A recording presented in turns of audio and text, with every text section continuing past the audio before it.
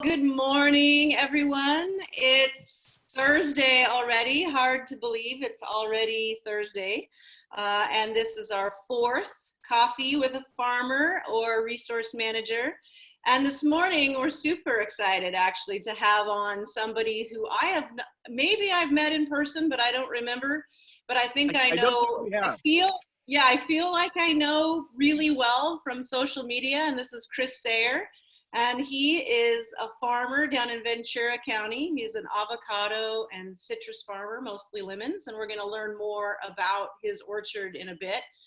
For those of you who are active on social media and specifically Twitter, Chris is a great person to be following. His handle is @PettyRanch, and he is extremely active on social media, and I love following the kinds of things that he's interested in, what's going on his farm and every day, and just he always has great things to share. So Chris, welcome, and welcome to everybody else. We'll be going through our typical intros from around the state, and today the question is going to be based on yesterday's Governor Newsom's decision that school will not be starting up again for this school year, at least in person and at your school sites. The question is going to be today for everybody, what are you going to do to stay focused on learning? And is there something specific that you want to learn that maybe you haven't had the chance to, that you want to learn in the next 2 months? Set a goal, find your resources, and learn it. So I'll go ahead and start. Again, I'm Mary Kimball. I'm the Executive Director of the Center for Land-Based Learning. And my goal for the next 2 months, partially because I have to, is on emergency response for nonprofit organizations specifically, but for businesses, how to kind of make a plan for this kind of thing happening. It's not just going to happen now, it's going to also happen in the future, and we need to be better ready and much more ready to respond to these kinds of things in the future. So I'm going to be working on that, doing my best to find the resources to create a plan for the future. So we'll move to North Tehama County. Yes. Hello, everybody. Thanks for joining us. I'm Dana Baker. I'm our Tehama County Farms Leadership Coordinator, and I live in Red Bluff, so that's where I'm coming to you from. In regards to the question Mary asked of how I'm gonna stay learning and what my goal is, aside from really focusing on making sure my first grader and my third grader continue learning, which using the resources right now, there's so many different resources that have become available for no cost. We've been focusing on touring different zoos and learning about different animals. So just kind of setting that time with them to be engaged with them and not just asking them to self do that. That's one way I'm helping to encourage them, but also for myself, there's many courses that have come available, and one of the things I really want to get more proficient at is learning Excel. And I think that is a program that is going to benefit me in any aspect, and from my home budgeting to work to anything in the future. So my goal is, and I know that there's lots of courses out there available right now through for Excel, is I'm going to hopefully learn how to use Excel. That's a great one. And all the students, if you don't know Excel, this is a really great time to learn it, because pretty much every single job you're going to ever have will require you to use Excel. All right, Joseph, you're up. Good morning. My name is Joseph. I'm from Sacramento. I'm the Farms Leadership Coordinator for Sacramento Valley and San Luis Valley. And to keep up my learning, I through just spending some more looking for books online. I feel there's a bit like lots of art as well. So Joseph, we're having a hard for free online, so I'm going to be into that. Yeah, we're having a hard time hearing you, so I think we're going to move on because we can't see you very well or hear you very well. So we'll go on. Sorry about that. We're going to have to move on to Katie. Okay.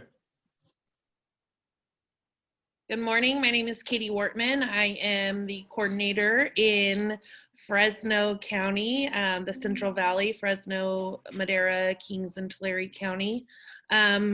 As you see, I have a 5-year-old joining me right now, and she is in TK, so I'm kind of blessed that she's not a little further in her learning, but she's a dual language learner, and so just trying to help her stay up on her Spanish. We started a garden, and my goal, I think as a family, is we're gonna do some canning and baking recipes and just keep us busy and, you know, just not be so hard on myself that I know this isn't normal and it's okay to just kind of wing it. So I think that's what we're gonna do. Sounds good, Katie. I agree. Okay, and then Lexi, we'll finish up with you and then we'll move to Chris. Great. Hi, I'm Lexi Hernandez. I run the program in Monterey and Santa Cruz County. For me, the goal I'm setting is to improve on my yoga skills. And so hopefully that'll be great for me. Awesome. Yes, exercise and ways to calm yourself and stay flexible is good no matter what your age. Awesome. All right. Well, thanks everybody. Those were great goals. I'll check in with you on those in another month or two.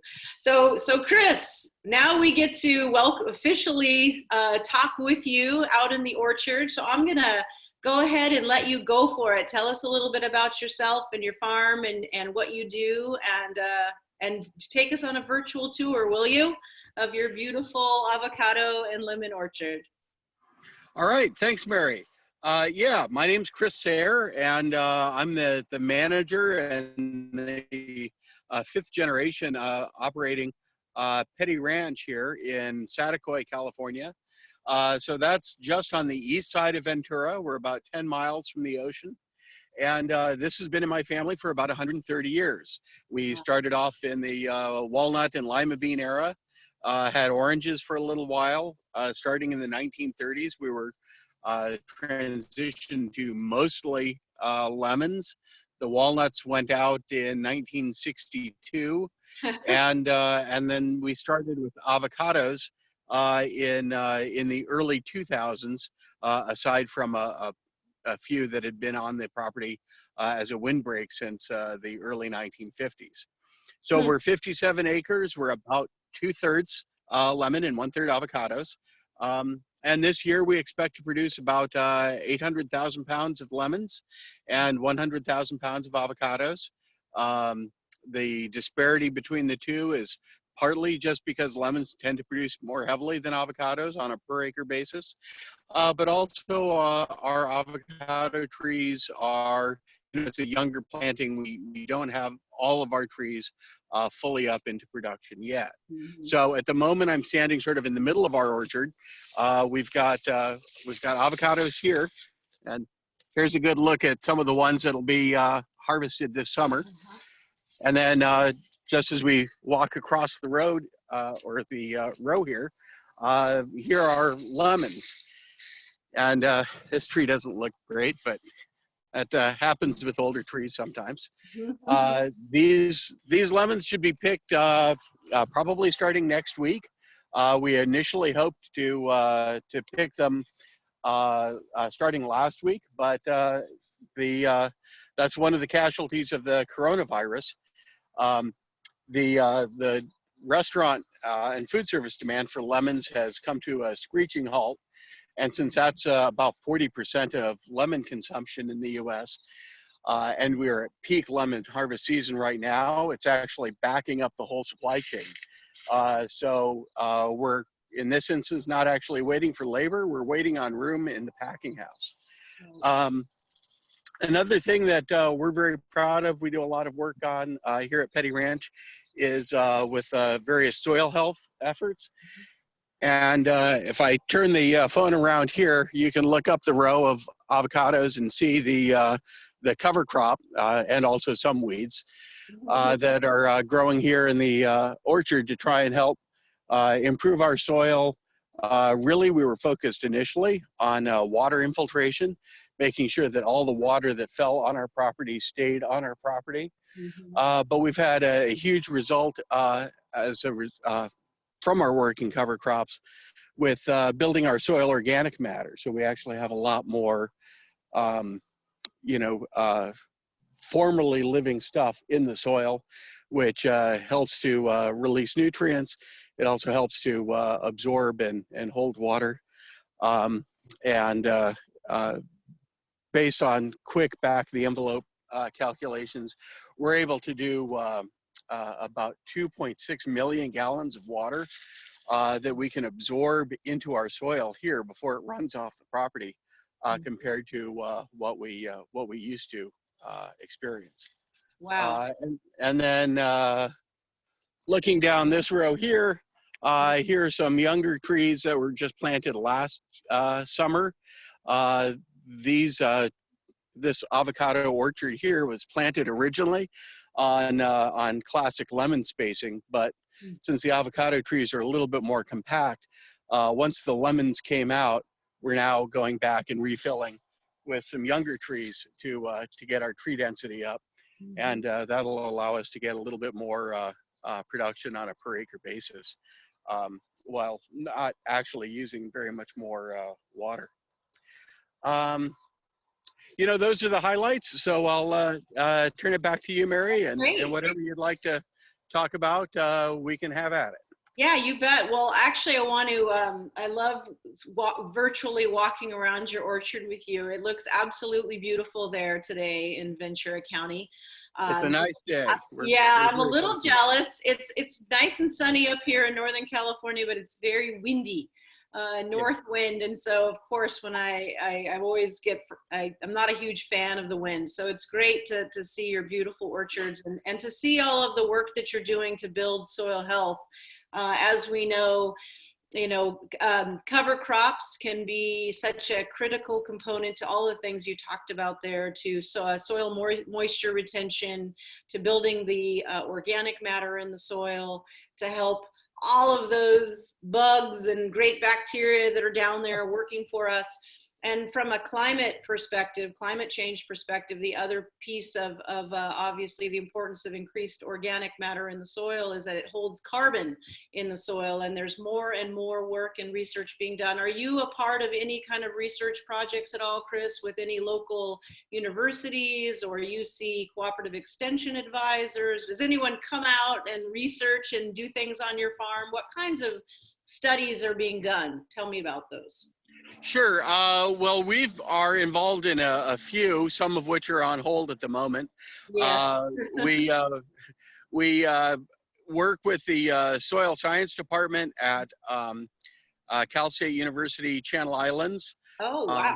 And they have some of their students come out, and they've been doing sampling in our soil for nematodes, specifically citrus nematodes, because they're doing some student projects on that, and they they are able to take some, and so that's been well, we're into our second year, although that's on hold at the moment. Since the university is locked down. We are also about to start a trial with the University of California, Riverside, and the California Avocado Commission on some new rootstock trials for a few new avocado varieties, which are thought to better be able to resist Phytophthora, root rot fungus, and salinity issues, and that those trees should go in the ground in June, if everything goes well. But the good news is the research folks aren't quite as impacted as the academic and classroom folks. So hopefully we'll get that project started. As far as the as far as the soil in terms of climate or carbon, we're actually not directly involved in any research with anyone there, although we've had people out out to visit and learn and talk about, and of course we get to learn from those conversations too. You bet.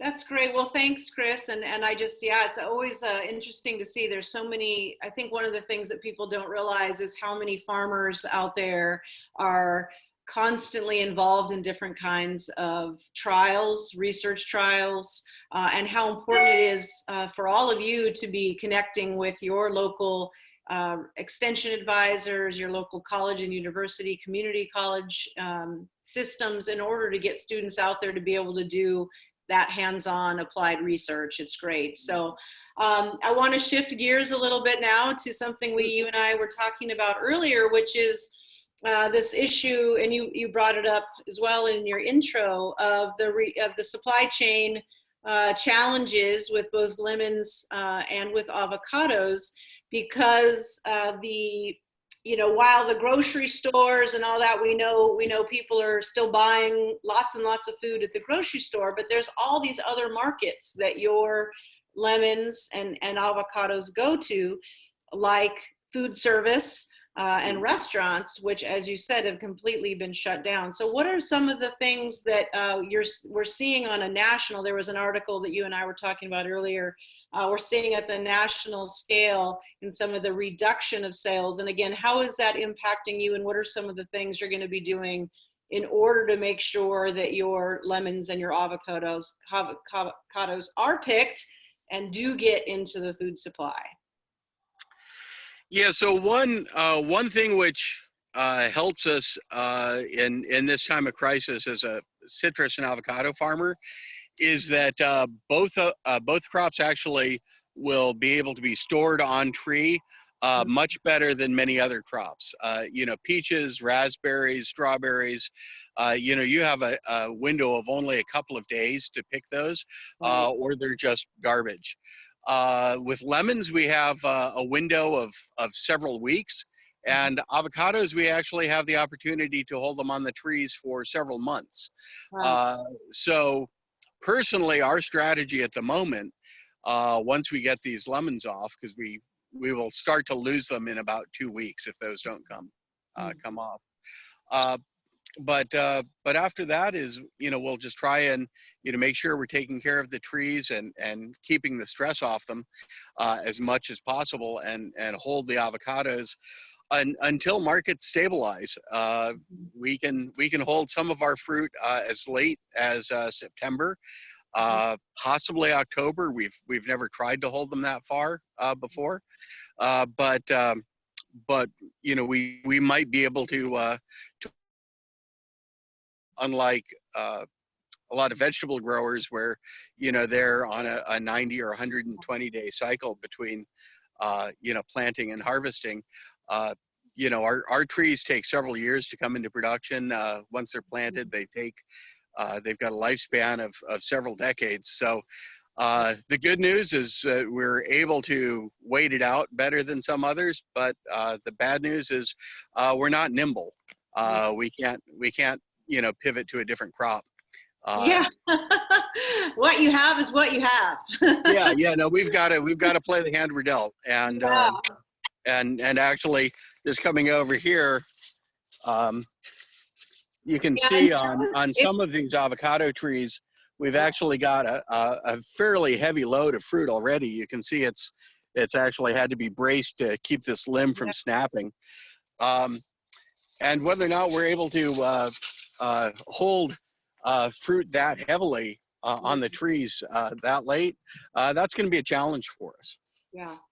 Now, were those the lamb house that you were talking about earlier, Chris, and actually describe for the group today about what that particular variety is and what we would be looking for in the store? Because now that you described it earlier, I'm definitely going to be looking for those. So can you describe that variety and maybe get a picture for us? Yeah. So the lamb house is It's an offspring of the Hass avocado. It's very similar from a consumer's perspective. It's got the same thick, black, bumpy skin. The flavor is very, very similar to the regular Hass. The difference is that it's a more compact, upright tree, and it bears a little bit later in the season, which for the grower, that conceivably makes a difference. And this year, it could be a huge difference for us if it means we're able to wait until things come more back towards normal in summer and fall.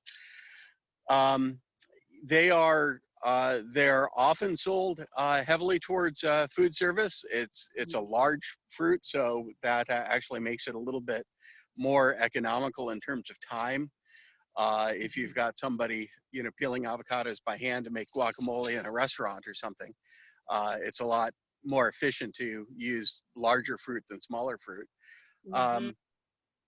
And so those have been one of the big customers for them. So because they look very similar to Hass, usually if you see them in stores, and they're going to simply be labeled as large or extra large or jumbo avocados. Most stores don't actually label them as lamb Hass, just because they are apparently worried about confusing the consumer. Yeah. Is there a lamb involved? Is there some weird genetic engineering where there's some lamb genetics coming in? No. Yeah, has nothing to do with it. So no, it's probably a good idea.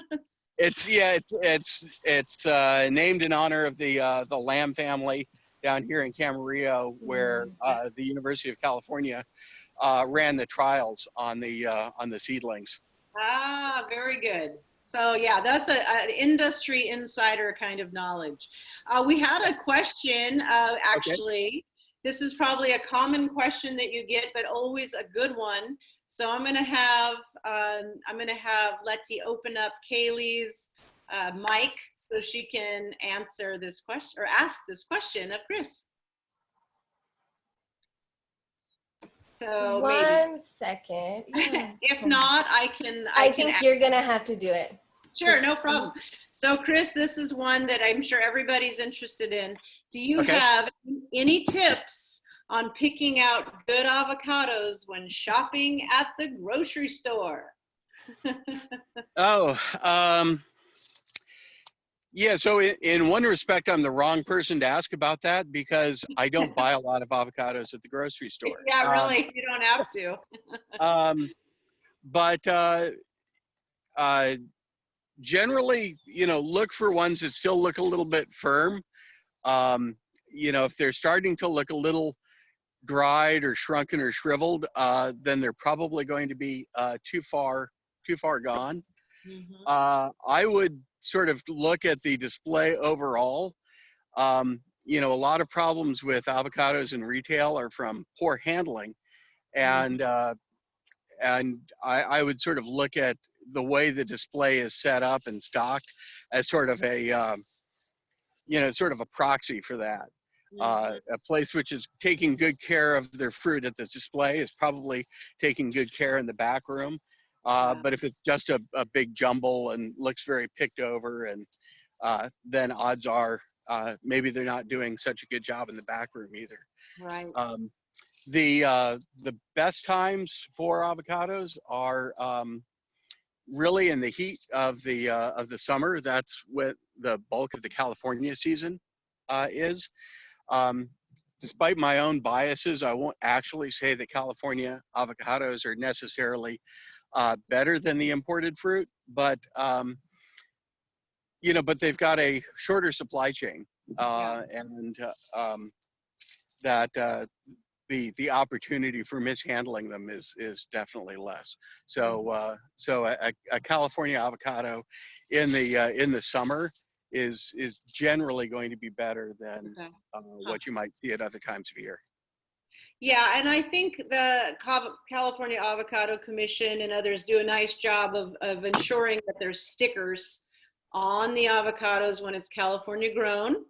And I definitely want to let people know to take a look for, try to find those stickers, or if there's not a sticker and you can see on the sign in the store where it says California grown, or even USA, because Chris, I could be wrong, but if it says USA, it's pretty much going to be coming from California. Is that right?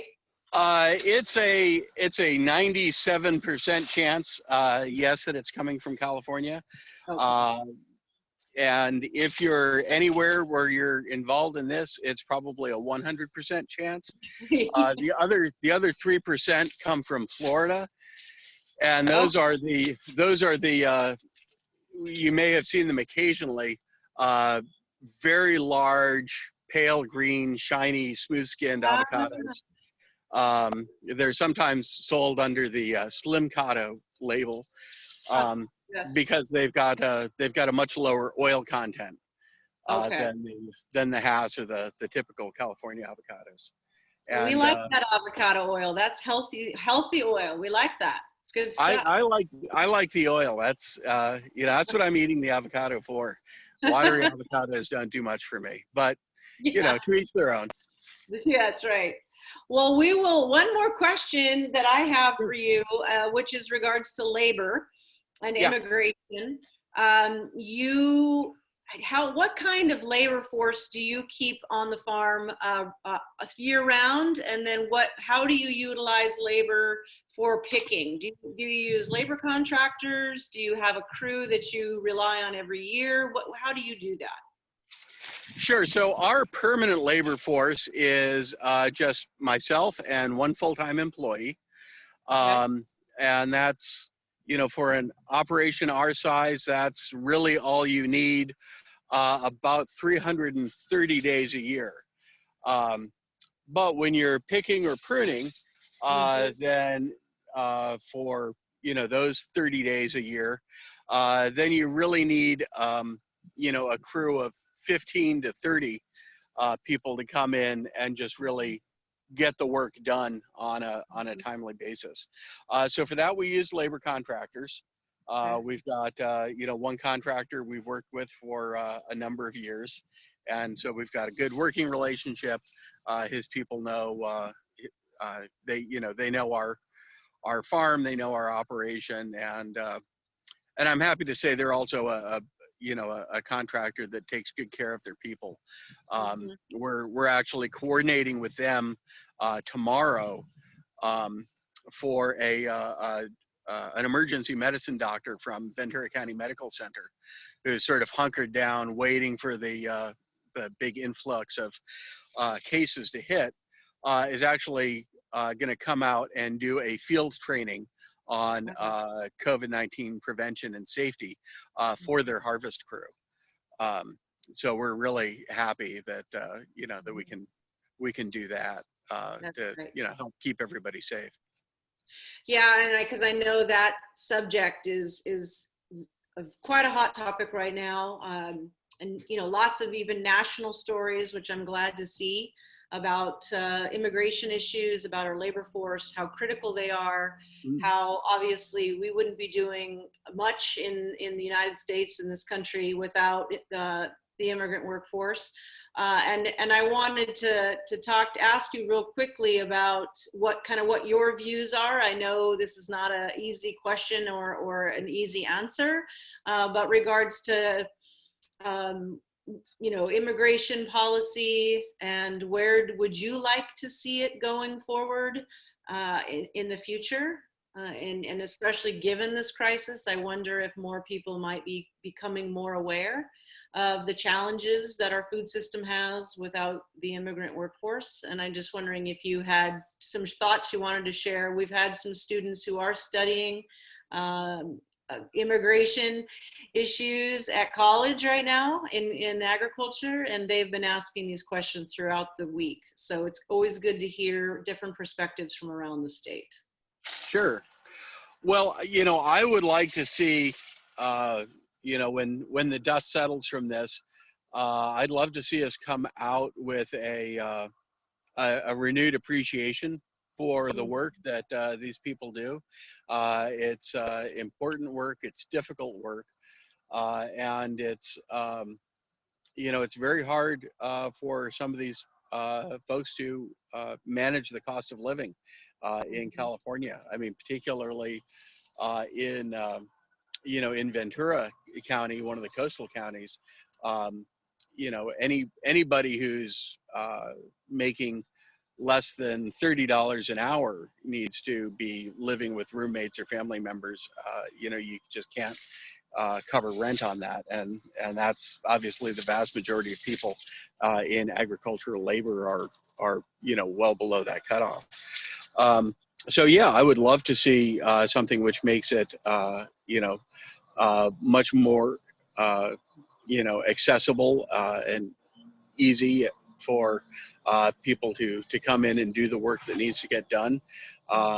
And I certainly would love to see them get established on a path to citizenship. The man who worked for us as our ranch foreman for 46 years and unfortunately just passed a little over a year ago. He was working on a farm that my family acquired in the early 1970s, and kept working to us until the end of 2018.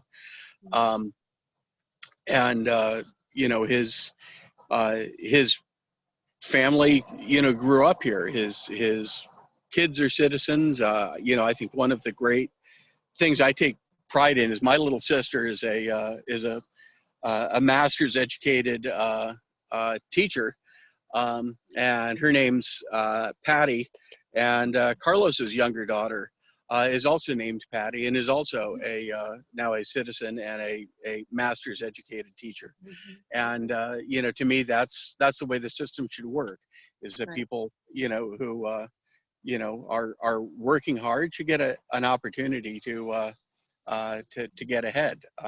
It's from Carlos with his kids and grandkids, and I believe the first great grandchild is on the way.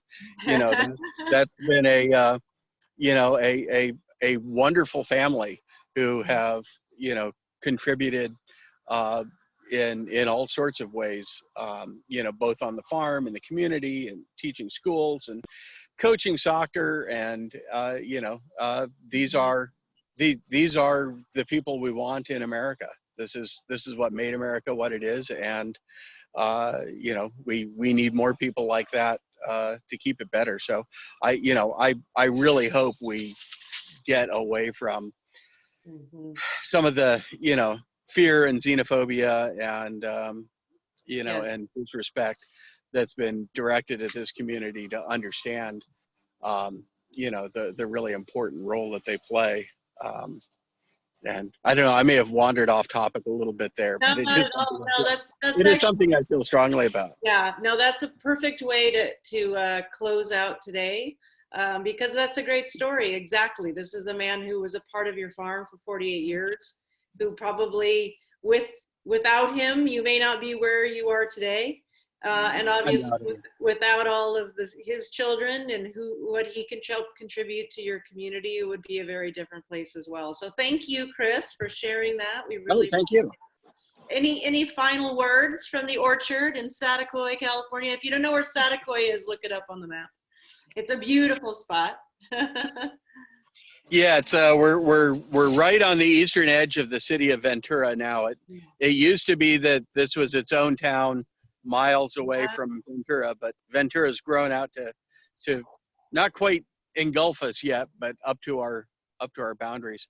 No, I just I would certainly encourage people, when you make your weekly trip to the grocery store, if you want to pick up some lemons and avocados, you'd certainly be doing me a favor. But they they last fairly well on the on the shelf on the counter, and get something to go with your bread and canned soup and and your toilet paper.